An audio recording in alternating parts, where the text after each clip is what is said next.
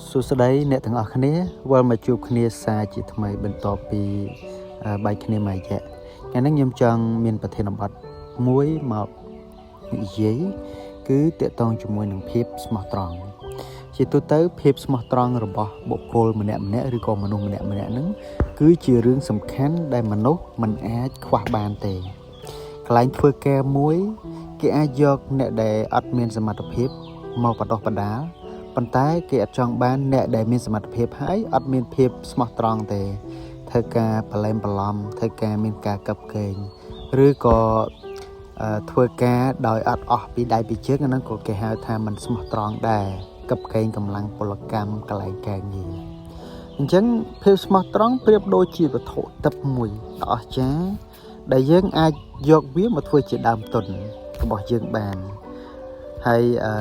ភាពស្មោះត្រង់នឹងផងដែរគឺសំខាន់គឺជាដើមទុនសំខាន់គឺជាអ្វីមួយដែលមនុស្សម្នាក់ត្រូវការដើម្បីបោះជំហានទៅមុខឈានទៅរកភាពរីកចម្រើននៅក្នុងខ្លួនអញ្ចឹងបើសិនជាបុគ្គលម្នាក់ដែលអត់មានភាពស្មោះត្រង់នៅក្នុងខ្លួនទេពួកគេនឹងរស់នៅក្នុងភាពឯកាហើយមិនមានក្តីសុខហើយបាត់បង់កិត្តិយសបាត់បង់ឱកាសធំនិងបាត់បង់លាភសំណាងទៀត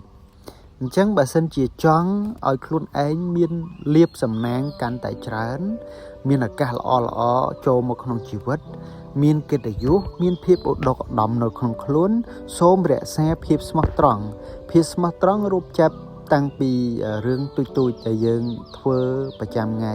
ទម្លាប់ដែលយើងរស់នៅរបៀបដែលយើងធ្វើការរបៀបដែលយើងប្រស្រ័យតាក់ទងជាមួយនឹងគេការនិយាយស្ដីសម្ដីសម្ដៅរបស់យើងហ្នឹងគឺប្រកាន់ឲ្យបាននៅភាពស្មោះត្រង់ហ្នឹងដោយសារតែវាគឺជាដើមទុនធំនៅក្នុងជីវិតដែលមនុស្សម្នាក់មិនអាចខ្វះបានហើយដែលស្ថាប័ននីមួយគេតែងតែប្រាថ្នាចង់បានបុគ្គលដែលជាមនុស្សដែលមានភាពស្មោះត្រង់ហ្នឹងទៅធ្វើការជាមួយឬក៏ដៃគូរកស៊ីគេតែងតែប្រាថ្នាអ្នកដែលមានភាពស្មោះត្រង់ក្នុងខ្លួនដើម្បីបណ្ដាក់ទុនដើម្បីរកស៊ីជាមួយអញ្ចឹងសូមធ្វើខ្លួនឯងឲ្យមានភាពស្មោះត្រង់ឡើងបណ្ដោះឆន្ទៈហើយរស់នៅដោយសេចក្តីថ្លៃថ្នូរប្រកបដោយភាពស្មោះត្រង់នឹងឯង